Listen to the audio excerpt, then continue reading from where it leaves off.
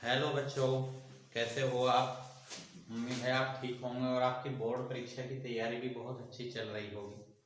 तो इसी क्रम में जैसा हमने पिछली वीडियो में आपको समझाया था, अब आज हम बात करते हैं बच्चों किसी अवतल गोलीय पृष्ठ पर प्रकाश के अपवर्तन का सूत्र n/v - 1/u = n-1/r स्थापित कीजिए जहां प्रतीकों के सामान्य अर्थ है। इस तरह से ये बोर्ड परीक्षा में क्वेश्चन पूछा जाएगा और आप इस डेरिवेशन को किस तरीके से ड्राइव करोगे आइए आपको समझाने की कोशिश करते हैं। तो यहाँ सबसे पहले प्रकाश बिंदु वस्तु O पर रखी हुई है और जैसा कि आपको पता है लेंस से अपवर्तन की घटना होती है, तो यहाँ से एक प्रकाश की किरण लेंस के पृष्ठ पर बिंदु M पर आपतित होती है और अभिलंब की तरफ N की तरफ वो चली जाती है, क्योंकि विरल माध्यम से जब सघन माध्यम में जाती है तो वो किरण अभिलंब की तरफ झुक जाती है और अगर सघन से विरल में आ जाए तो फिर अभिलंब से दूर हट जाती है। ये दो घटनाएं होते हैं और दूसरी वाली किरण प्रकाशिक केंद्र को होते हुए C को होते हुए सीधे पार निकल जाती है। तो अब हम जानने की कोशिश करते हैं बच्चों की विरल माध्यम और सघन माध्यम क्या है। तो जिस माध्यम में प्रकाश की चाल कम होती है उसको हम सघन माध्यम कहते हैं, यानी गाढ़ा। जैसे मान लें शहद और जल की बात करते हैं तो जल और शहद में जो जल है वो हल्का है, शहद गाढ़ा है, तो इसका मतलब शहद सघन माध्यम है और जल विरल माध्यम है। तो यहाँ से प्रकाश की किरण पहला माध्यम हमारा वायु से कांच के लेंस में प्रवेश करती है, तो कांच का जो लेंस है वो हमारा सघन माध्यम है। ठीक है ना बच्चों।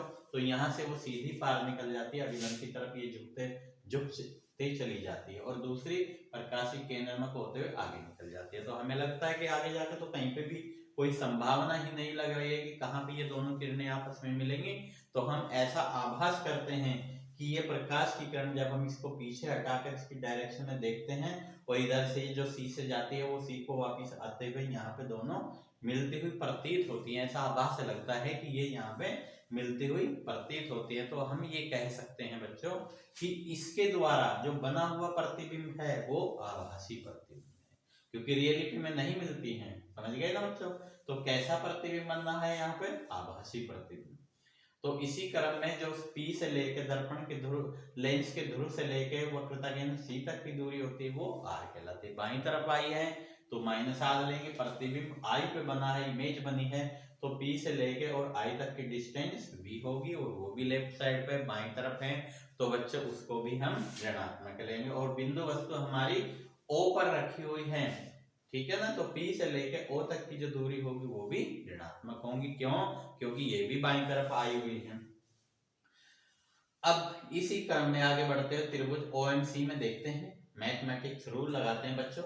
Gamma equal to alpha plus I. Gamma equal to alpha plus I का मीनिंग क्या हुआ, देखो देख लीजिए, ये गामा है, ये अल्फा है और यहाँ पे ये एंगल आई है, ये पूरा का पूरा एंगल आई है।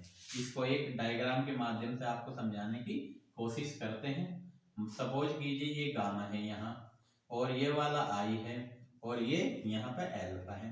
तो ये जो बाहर एंगल निकलता है, मैथ बताता है कि जो बाहरी कोण है जिसको हम गणित में बहिष्कोण एक्सटीरियर एंगल बोलते हैं, उसका रूल ये होता है बच्चों कि बाहर का जो कोण होता है अंतः अभिमुख दो कोणों के योग के बराबर होता है। जहाँ पे ये बना हुआ है ये नहीं लेना है आपको, एक ये एंगल लेना है, पूरा आई है, ये अल्फा है, तो अल्फा प्लस आई का जो योग होगा बच्चों वो किसके बराबर होगा, गामा के बराबर होगा। तो इस वजह से रिवर्सिबल सिंबल लगाते हैं, अल्फा प्लस आई को इधर लिखते हैं, ये यहाँ चले जाते हैं। जब हम LHS और RHS दोनों को चेंज कर देते हैं तो बच्चों क्या होता है उसमें कि आपस में कोई भी साइन चेंज नहीं होता है। यहाँ अगर हम आई की वैल्यू निकालते हैं तो ये प्लस वाली संख्या उधर आके माइनस वाली हो जाएगी। तो इस इक्वेशन से हमें आई की वैल्यू पता चली है। इसी तरीके से हम त्रिभुज IMC IM और C की बात करते हैं तो गामा जो है वो बीटा और R के योग के बराबर होता है। यहाँ पे भी वही एक्सटीरियर एंगल रूल लगेगा बच्चों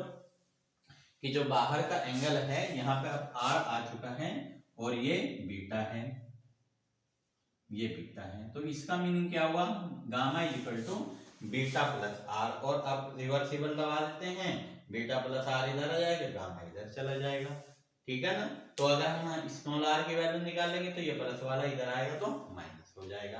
अब हम लगाते हैं बच्चों स्नेल का अपवर्तन का नियम। स्नेल का अपवर्तन ये बोलता है कि आपतन कोण की जया बटे अपवर्तन कोण की जया का अनुपात अपवर्तनांक के बराबर होता है। तो अपवर्तनांक यहाँ पे हमारे दो माध्यम है, तो N2 और N1 बाद में जो जाती है N2 में गई है, पहले कहाँ पे थी N1 में थी, तो उनके अनुपात के बराबर होते हैं। अगर अवतल गोलीय पृष्ठ का व्यास diameter of the concave surface is less बहुत ही छोटा हो तो बिंदु M P के बिल्कुल नजदीक होगा। P के नजदीक होगा तो इस कंडीशन में क्या होगा बच्चों कि ये जो एंगल्स हैं ये भी छोटे होंगे। अब यदि अगर हम इनको रेडियन में मेजर करते हैं, रेडियन में मापते हैं, तो साइन आई इक्विवेलेंट आई होगा, साइन आर इक्विवेलेंट आर होगा, यानी उसके बराबर हम ले सकते हैं। जैसे मैथ में रूल लगाते हैं साइन 0 इक्वल टू 0, ठीक है ना, तो वही यहाँ रूल ले लेंगे। इस समीकरण 3 इस प्रकार परिवर्तित हो जाएगी। ये वाली जो इक्वेशन है, जब हम साइन आई की जगह आई लिखेंगे, साइन आर की जगह आर लिखेंगे, तो ये समीकरण बन जाएगी बच्चों I upon R is equal to N2 upon N1। समझ आ रहा है ना सबकी, फॉलो कर रहे हो? ओके। समीकरण 1 और 2 से आई और आर के मान, आई की वैल्यू यहां से ले लो इस समीकरण से, और ये जो स्मॉल आर है इसकी वैल्यू यहां से ले लो समीकरण 2 से। आई की वैल्यू समीकरण 1 से, आर की वैल्यू समीकरण 2 से यहाँ पे रखनी है हमें आई और आर में, ठीक है ना बच्चों। तो आइए ये इसकी वैल्यू रखते हैं। देखिए बच्चों यहाँ पे हमने आई की वैल्यू रख दी है गामा माइनस अल्फा, और ये आर की वैल्यू रख दी स्मॉल आर की गामा माइनस बीटा। अब हम क्या करते हैं, बाहर अगर कोई व्यंजक है तो उसके अंदर ब्रैकेट के दोनों पदों में करेंगे, तो ये N1 गामा हो जाएगा, ये N1 अल्फा हो जाएगा, और ये N2 गामा हो जाएगा, ये N2 बीटा हो जाएगा। बीच में जो भी साइन है वही लगाना है, यहाँ इक्वल है तो इक्वल लगाना है, बराबर का साइन। अब हम क्या करते हैं, जिसके अंदर गामा पद है, जहां पे ये गामा है वो दोनों टर्म एक साइड कर लेते हैं, ये तो यही रहेगा, ये प्लस वाला इधर आएगा बच्चों तो माइनस हो जाएगा मैथ के नियम से, और ये N2 बीटा माइनस वाला इधर आएगा तो ये प्लस हो जाएगा। तो यहाँ से हम क्या कॉमन ले सकते हैं बच्चों, यहाँ से हम गामा कॉमन ले सकते हैं। जब हम यहाँ से गामा कॉमन लेंगे बच्चों तो गामा बाहर आ जाएगा, तो ये बचेगा N2 बीच में माइनस, ये N1 बचेगा। तो इस इक्वेशन को हम 5 नंबर की इक्वेशन मान लेते हैं, क्योंकि यहां तक हमारी 4 इक्वेशन बन गई हैं। अब पृष्ठ का व्यास छोटा माना गया है, अगर मान लीजिए हम इस पृष्ठ के व्यास को छोटा मान लेते हैं, डायमीटर को, सरफेस का जो डायमीटर है लेंस के उसको छोटा ले लेते हैं, तो ये जो हमारे एंगल्स होते हैं अल्फा बीटा और गामा ये और भी छोटे होंगे, और बिंदु M और L P के बहुत निकट होंगे। ये M है और इधर ये L है, ये P के बिल्कुल नजदीक होगा। तो ऐसी कंडीशन में बच्चों क्या होगा, जैसे यहाँ पे एंगल छोटे थे, साइन आई के बराबर था, साइन आर के बराबर था, तो इसी कंडीशन में अल्फा tan अल्फा के बराबर हो जाएगा, क्योंकि अल्फा अगर 0 हो तो tan 0 दोनों के इक्वल मान होते हैं। और त्रिकोणमिति के नियम से, ट्रिग्नोमेट्रिक रूल से, tan अल्फा बराबर लंब बटे आधार होता है बच्चों। तो लंब देख लीजिए, ML ये रहा, और अपोन में आएगा बच्चों LO ये रहा, ठीक है ना। तो लंब बटे आधार से यहाँ पे हमारा अल्फा एंगल बना हुआ है, ये लंब है, और यहाँ से लेकर और यहाँ तक आधार है, तो लंब बटे आधार इसका फार्मूला होता है। और अगर ये नजदीक है, छोटे हैं इसका व्यास, तो जो हमारा LO है उसको हम क्या लिख सकते हैं, PO, क्योंकि ये दोनों नजदीक हैं, तो इसलिए LO को हटाकर क्या लिखा जा सकता है, PO। और ML की जो डिस्टेंस है यहाँ से यहाँ तक कितनी है, h है बच्चों, और P से लेके और O तक की जो डिस्टेंस है वो देख सकते हो आप, U है, लेकिन लेफ्ट साइड में आइए तो क्या लिखेंगे, माइनस। इसी तरीके से beta is equal to tan beta लेंगे, क्योंकि छोटे एंगल होंगे तो बीटा वही फार्मूला लगेगा, लंब बटे आधार। तो लंब देख लीजिए, बीटा एंगल यहाँ है तो लंब ये हो जाएगा ML और आधार हो जाएगा LI, और ये इसके नजदीक है तो LI को हम क्या लिखेंगे बच्चों, PI। LI को क्या लिखेंगे, PI। और P से लेके और I तक की डिस्टेंस कितनी है, V है, बाईं तरफ है, तो क्या रखेंगे बच्चों, माइनस के V रखेंगे। ऐसे ही gamma is equal to tan gamma लेंगे, लंब बटे आधार उसका फार्मूला होगा, देख लीजिए गामा एंगल ये बना हुआ है यहाँ, और ये त्रिभुज है MLC की बात करते हैं, त्रिकोणमिति का रूल लगाते हैं, तो लंब और बटे में आधार लिखा जाता है, तो ml अपॉन LC लिखेंगे, और LC को हम, क्योंकि LP के निकट है तो LC को हम PC ले सकते हैं। और PC की वैल्यू कितनी है बच्चों, देख लो, PC की वैल्यू यहाँ से यहाँ तक R है, बाईं तरफ है, तो क्या लेंगे, माइनस की R। अब हमारे पास अल्फा, बीटा और गामा के मान आ चुके हैं, समझ आ रहा होगा आपकी। तो अब हमें क्या करना है, हमारे पास देखो इक्वेशन 5 में अल्फा, बीटा और गामा है, तो ये जो हमारे मान आए हुए हैं ये हमने त्रिकोणमिति की हेल्प से निकाले हैं।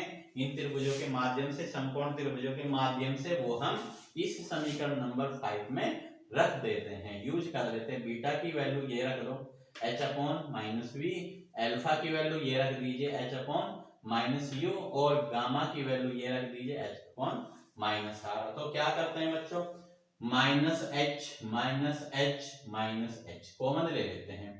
तो माइनस एच जैसे यहाँ से कॉमन लेंगे तो ये N2 अपॉन वी हो जाएगा, बीच में ये माइनस लगाओ, N1 अपॉन यू हो जाएगा, क्योंकि माइनस हमने एच के साथ ले लिया है, और यहाँ माइनस एच बाहर कर देंगे तो N2 अपॉन N1 के अपॉन में आर आ जाएगा, क्योंकि माइनस के निशान एच के साथ चला गया है, ठीक है ना।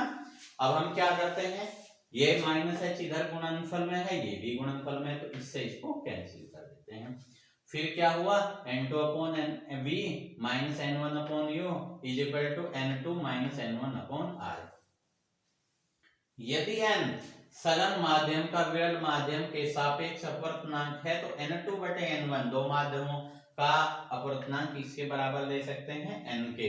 तो इस समीकरण 6 में N1 से भाग करने पर, जब भाग करेंगे तो N2 के अपॉन में N1, N1 के अपॉन में N1, N2 के अपॉन में N1, N1 के अपॉन में N1 रख देंगे, और N2 अपॉन N1 को क्या लिखेंगे बच्चों, n, ये रख दिया। N1 से N1 कट जाएगा तो 1 आ जाएगा, N2 अपॉन N1 ये रखेंगे n, और N1 से N1 कट जाएगा तो कितना बचेगा, 1 बचेगा, क्योंकि जैसे 5 के बटे में 5 रखते हैं तो 1 आता है, तो इसी तरीके से N1 के अपॉन में N1 रखेंगे तो 1 आएगा। तो इस तरीके से बच्चों हम प्राप्त करते हैं n upon V minus 1 upon U equal to n minus 1 upon R, और ये हमारी इक्वेशन नंबर 7। अब हम क्वेश्चन पे जरा ध्यान देते हैं बच्चों, देख लीजिए, n upon V minus 1 upon U equal to n minus 1 upon R.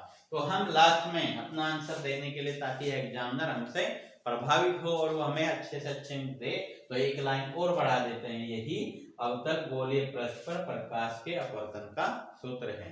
तो ठीक है बच्चों, आज हमने आपको अवतल गोलीय पृष्ठ पर प्रकाश के अपवर्तन का व्यंजक किस प्रकार निगमित होता है ये समझाया है, और उम्मीद है ये आपको पसंद आया होगा और आपका पूरा मार्गदर्शन हुआ होगा।